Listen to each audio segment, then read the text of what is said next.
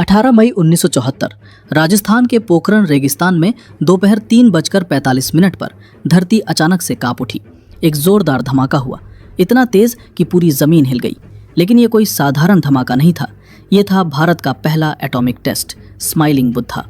पूरी दुनिया सोच रही थी कि भारत नॉन अलाइनमेंट की नीति अपनाकर अपनी ज़रूरतें पूरी कर पाएगा या नहीं, और इसी बीच भारत ने परमाणु बम बना लिया।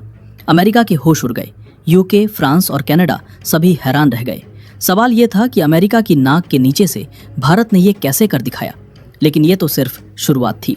24 साल बाद 11 मई 1998 फिर से पोखरण।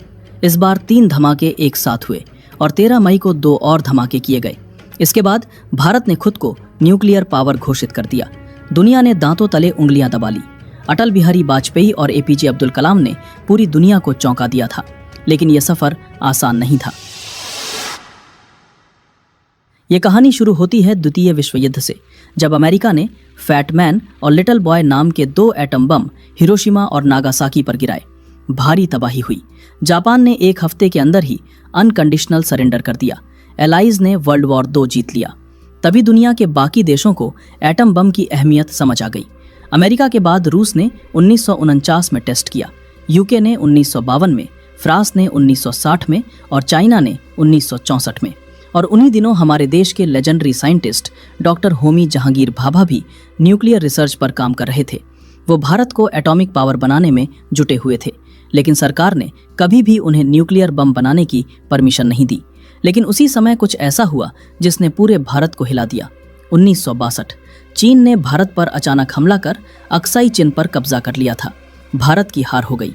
हजारों जवान शहीद हुए। 38,000 वर्ग किलोमीटर भारतीय जमीन चाइना के कब्जे में चली गई। और तभी 1964 में चीन ने अपना न्यूक्लियर टेस्टिंग भी पूरा कर लिया था। भारत इस हार से उभर भी नहीं पाया था कि तुरंत 1965 और 1971 में पाकिस्तान ने हमला कर दिया।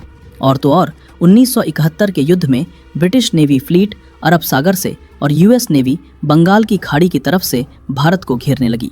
ऐसी स्थिति में भारत ने यूएसएसआर को अर्जेंट मैसेज भेजकर हेल्प मांगी। तब तुरंत यूएसएसआर की नेवल शिप भारत की सिक्योरिटी के लिए निकल पड़ी। जैसे ही यूके को इस बात का पता चला, वो बिना देर किए मेडागास्कर की तरफ भाग निकला। यूएस का टास्क फोर्स अपने 75,000 टन की क्षमता और 70 फाइटर एयरक्राफ्ट के साथ बंगाल की खाड़ी में उतरने वाला था। वहीं अपना आईएनएस विक्रांत भी 20,000 टन की क्षमता और 20 फाइटर जेट के साथ शान से यूएस को मुंह तोड़ जवाब देने को तैयार था। और यूएसएसआर के naval marine force, cruiser destroyer और न्यूक्लियर वॉरहेड्स भी भारत के सपोर्ट में आकर खड़े हो गए। तब जाकर यूएस की नेवल फोर्सेस ने बे ऑफ बंगाल में प्रवेश नहीं किया और यूके फोर्सेस की तरह ही अपना मुंह पाकिस्तान से मोड़ लिया। 1971 में भारत की जीत के पीछे यूएसएसआर के सपोर्ट का बहुत बड़ा रोल था। इसलिए उस दौरान इंडियन लीडर्स को लगा कि अगर चाइना और पाकिस्तान जैसे देशों का सामना करना है तो न्यूक्लियर वेपन्स जरूरी हैं। न्यूक्लियर बम बनाकर अमेरिका ने न्यूक्लियर रेस की शुरुआत जरूर की थी, लेकिन भारत को इस रेस में शामिल करने वाले 3 महान लोग थे, जे.आर.डी. टाटा, डॉक्टर होमी जहांगीर भाभा और लाल बहादुर शास्त्री। जे.आर.डी. टाटा ने न्यूक्लियर रिसर्च के लिए फंडिंग की थी। जब अमेरिका ने हिरोशिमा और नागासाकी पर बम गिराकर अपनी पावर का शो ऑफ किया था, तभी से होमी भाभा जवाहरलाल नेहरू और कांग्रेस लीडर से कहते आए थे कि हमें भी न्यूक्लियर पावर की फील्ड में अपना काम आगे बढ़ाने की जरूरत है। इस प्रोग्राम में प्राइम मिनिस्टर जवाहरलाल नेहरू भी काफ़ी दिलचस्पी रखते थे। इसीलिए उन्होंने इस न्यूक्लियर प्रोजेक्ट को पीसफुल डेवलपमेंट के नाम पर ऑथराइज किया था। लेकिन उन्होंने एटॉमिक रिसर्च को सिर्फ पावर जनरेशन तक ही सीमित रखने को कहा था। डॉक्टर भाभा ने 1954 में एटॉमिक एनर्जी एस्टेब्लिशमेंट प्रॉम्बे को एस्टेब्लिश किया ताकि भारत में multidisciplinary nuclear research program शुरू किया जा सके।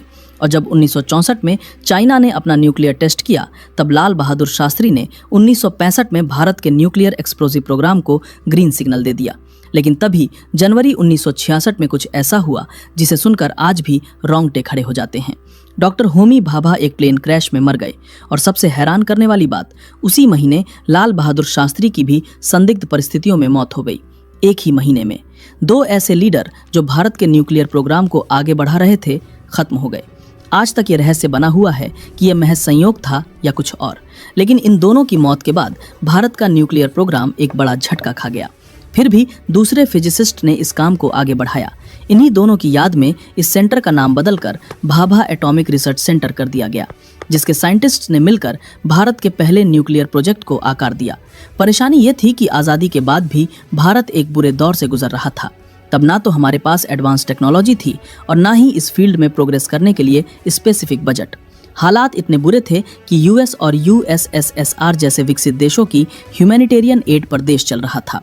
लेकिन इसी बीच यूएसएसआर, यूके और फ्रांस वो देश बन गए जो न्यूक्लियर बम बनाने में सफल हुए। फिर देर ना करते हुए चाइना ने भी अपना पहला न्यूक्लियर टेस्ट कंडक्ट किया। अब दुनिया में 5 ऐसे देश थे जो घातक न्यूक्लियर टेक्नोलॉजी से किसी भी देश को तबाह कर सकते थे। दुश्मन देश चाइना के इस लिस्ट में शामिल होते ही भारत पर भी प्रेशर बन गया था कि वो अपनी डिफेंस टेक्नोलॉजी को दुरुस्त करे।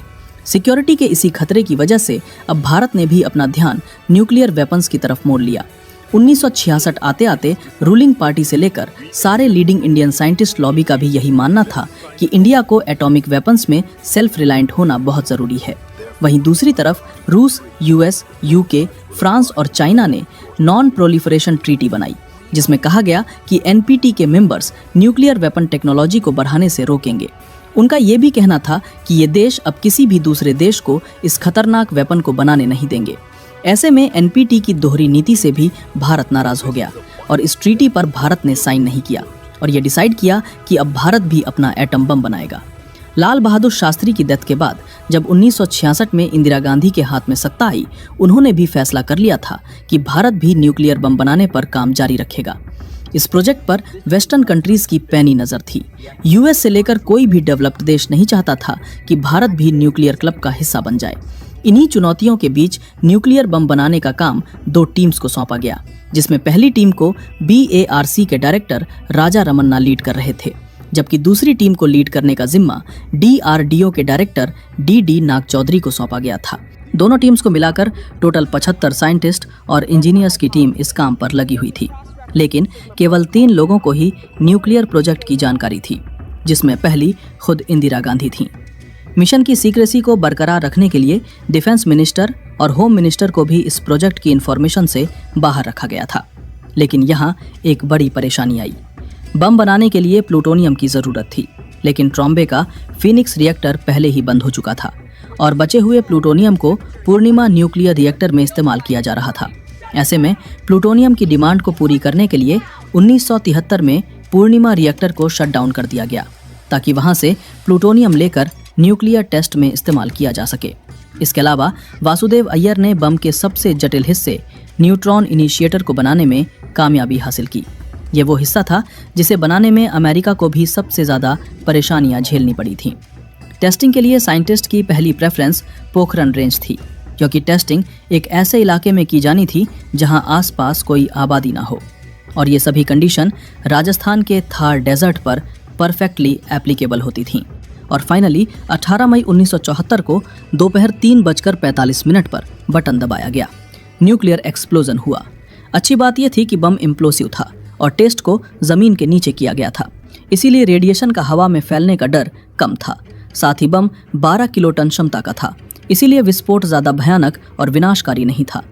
लेकिन इस विस्फोट के साथ ही दुनिया जान गई थी कि भारत भी अब न्यूक्लियर वेपन बनाने की शक्ति रखता है। भारत के इस पहले न्यूक्लियर टेस्ट को स्माइलिंग बुद्ध के नाम से बुलाया जाने लगा। अखबारों में छपी इंडियन न्यूक्लियर टेस्ट की खबर से अमेरिका की नींद उड़ गई थी। वो ये हजम करने को राजी नहीं था कि भारत अमेरिका से छुपकर न्यूक्लियर टेस्ट भी कर सकता है, और वो भी उनके नाक के नीचे से।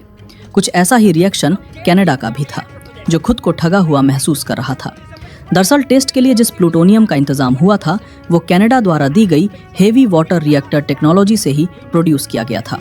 टेस्ट के तुरंत बाद ही कनाडा ने भारत के साथ बने वाले रिएक्टर प्रोजेक्ट से अपना पल्ला झाड़ लिया और इसके अलावा न्यूक्लियर टेक्नोलॉजी और फ्यूल की सेल पर बैन लगा दिया। कई वेस्टर्न नेशंस का मानना था कि भारत खुद 1960 के दशक से एनपीटी का समर्थन कर रहा था, और आखिर में भारत ने ही गुपचुप तरीके से न्यूक्लियर डिवाइस टेस्ट करके इस ट्रीटी का मजाक बना दिया। CTBT ट्रीटी को रिलीज किया गया। ये comprehensive nuclear test ban treaty थी, जिसके तहत नियम बनाया गया कि किसी भी देश या इंसान को न्यूक्लियर टेस्ट करने की इजाज़त नहीं है। इसके अलावा NSG का भी फॉर्मेशन किया गया। NSG दरअसल न्यूक्लियर सप्लायर ग्रुप था, जिसमें यह साफ शब्दों में कहा गया था कि कोई भी देश बिना परमिशन के यूरेनियम सप्लाई नहीं कर सकता। खासतौर पर भारत को न्यूक्लियर रिलेटेड रिसोर्सेज सप्लाई करने पर पूरी तरह बैन लगा दिया गया था। फिर 1995 में प्राइम मिनिस्टर की कुर्सी की कमान पीवी नरसिम्हा राव के हाथ आई, जिन्होंने एक बार फिर जोर शोर से पोखरण में न्यूक्लियर टेस्ट की तैयारी करवाई। लेकिन उनसे गलती ये हो गई कि उन्होंने प्रोजेक्ट की सीक्रेसी पर ध्यान नहीं दिया और इसी के चलते अमेरिकन स्पाई सैटेलाइट को पोखरण में तैयार होने वाले दूसरे न्यूक्लियर टेस्ट का पता चल गया। यहाँ एक बार फिर अमेरिकन प्रेसिडेंट बिल क्लिंटन ने भारत पर जियोपॉलिटिकल प्रेशर बनाकर न्यूक्लियर टेस्ट को बैन करवा दिया। उन्होंने डायरेक्ट प्रधानमंत्री को फोन लगाकर साफ किया कि यह टेस्ट हुआ तो भारत को इसका अंजाम भुगतना पड़ सकता है, और अमेरिका ने ऐसा एक बार नहीं बल्कि 2 बार किया। लेकिन इतने बड़े बवाल के बाद भी भारत ने अपने गोल से नजर नहीं हटाई और इस प्रोजेक्ट में जल्द ही एपीजे अब्दुल कलाम को साथ मिला अटल बिहारी वाजपेयी का। 1996 में जब अटल बिहारी वाजपेयी सत्ता में आए, उन्होंने प्रधानमंत्री बनते ही एपीजे अब्दुल कलाम और आर चिदम्बरम के साथ साथ भारत के टॉप लेवल साइंटिस्ट्स को न्यूक्लियर वेपन्स की टेस्टिंग का काम सौंप दिया। उन्होंने वैज्ञानिकों को खुली छूट दी कि वो जो चाहे करें, लेकिन इस टेस्ट को कम से कम समय में सक्सेसफुली कंडक्ट करें।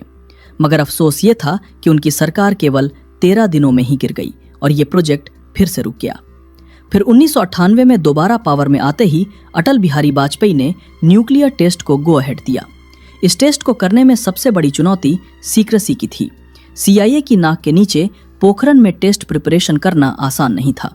दरअसल पोखरण एक खुला रेगिस्तान था जहां छोटी से छोटी हलचल भी पकड़ी जाती थी। इसके लिए इंडियन आर्मी की 58 इंजीनियर रेजिमेंट को चुना गया, जिनके कंधों पर न केवल टेस्ट साइट को प्रिपेयर करने की जिम्मेदारी सौंपी गई बल्कि इसकी सीक्रेसी को मेंटेन करने की रिस्पॉन्सिबिलिटी भी दी गई। इंडियन आर्मी ने इस मिशन को बखूबी निभाया। सैटेलाइट्स और CIA की पैनी नजरों से टेस्ट को बचाने के लिए आर्मी ने सैंड ड्यून्स का सहारा लिया। टेस्ट साइट पर जो भी साइंटिस्ट्स और इंजीनियर्स काम करते थे वो एक दूसरे से कोड शब्दों में बात करते थे। साथ ही असली नाम के बजाय फेक नेम का इस्तेमाल करते थे। जैसे कि डॉक्टर एपीजे अब्दुल कलाम को मेजर जनरल पृथ्वीराज के नाम से जाना जाता था, वहीं आर चिदम्बरम को मेजर जनरल नटराज कहकर बुलाया जाता था। सभी साइंटिस्ट के लिए इंस्ट्रक्शन थे कि टेस्ट साइट पर वो आर्मी की यूनिफॉर्म में ही काम करें। इसके अलावा टेस्ट साइट पर ज़्यादातर काम रात को किया जाता था, क्योंकि रात को अंधेरे की वजह से सैटेलाइट की विजन पावर पर इम्पैक्ट पड़ता था। CIA को इस प्रोजेक्ट की भनक न लगे, इसके लिए पोखरण साइट पर आर्टिफिशियल वेजिटेशन को उगाया गया था। सेंसर केबल्स को रेत से ढक दिया जाता था। साथ ही बम शाफ्ट को कैमफ्लॉज नेटिंग से भी कवर कर दिया जाता था। और फाइनली 11 मई 1998 को दोपहर 3:45 पर जब हवा रुक गई तो पोखरण में कुछ ऐसा धमाका हुआ कि पूरी धरती कांप उठी। इस दिन भारत ने एक नहीं बल्कि 3 न्यूक्लियर डिवाइस को सक्सेसफुली डिटोनेट करके इतिहास रच डाला। भारत इकलौता ऐसा देश बना जिसने अपनी ही टेक्नोलॉजी के बलबूते पर न्यूक्लियर टेस्ट किया और अमेरिका के होश उड़ा दिए। 11 मई के बाद भारत ने 13 मई को भी 2 एक्सपेरिमेंट करके इंटरनेशनल लेवल पर अपना एक अलग नाम बना लिया था। भारत की इस बड़ी अचीवमेंट को ऑपरेशन शक्ति का नाम दिया गया। देश में जहां इस न्यूक्लियर टेस्ट के चलते जश्न का माहौल था, वहीं सभी वेस्टर्न नेशंस में मातम छाया हुआ था। अमेरिका के प्रेसिडेंट अपनी कॉन्फ्रेंस में भी भारत के टेस्ट को एशिया के लिए खतरा बताने से पीछे नहीं रहे थे। लेकिन इन सभी बयानबाजियों के बीच अटल बिहारी वाजपेयी ने भारत के पक्ष को बड़ी सूझबूझ से डिफेंड किया था। एपीजे अब्दुल कलाम भी प्रेस कॉन्फ्रेंस में ये बयान देते नजर आए थे कि भारत ने ये वेपन अपने देश की सुरक्षा के लिए बनाया है। इतिहास उठाकर देख लो तो आज तक भारत ने कभी किसी भी देश पर आक्रमण करने की कोशिश नहीं की है, बल्कि इसके विपरीत दूसरे देशों ने भारत पर आक्रमण किया है। ऐसे में हमारा ये हथियार भारत की सिक्योरिटी को ध्यान में रखकर बनाया गया है। CTBT में जल, थल और हवा में टेस्टिंग पर रोक थी, लेकिन भारत ने जमीन के नीचे इस टेस्ट को अंजाम दिया था। इसके बाद दूसरा रोल NPT का था, जिसे भारत ने साइन ही नहीं किया था। अमेरिका ने भारत पर NSG के तहत न्यूक्लियर रिसोर्सेज को दूसरे देश से सप्लाई करने का आरोप भी लगाया था, लेकिन इस टेस्ट में इस्तेमाल होने वाले सारे रिसोर्सेज भारत के ही थे। ऐसे में अमेरिका भारत का कुछ नहीं कर पाया। ये थी भारत के न्यूक्लियर पावर बनने की कहानी, जहां JRD टाटा, होमी भाभा, लाल बहादुर शास्त्री से लेकर अटल बिहारी वाजपेयी, APJ अब्दुल कलाम और हमारे वैज्ञानिकों ने अपनी जान की परवाह नहीं की, ताकि हमारी पीढ़ी उनकी पीढ़ी से ज़्यादा सुरक्षित रहे। दोस्तों, अगर वीडियो पसंद आया हो तो वीडियो को एक लाइक ज़रूर करें और चैनल को भी सब्सक्राइब ज़रूर करें। हम ऐसे ही वीडियो हर हफ्ते लाते रहेंगे। तब तक के लिए जय हिंद।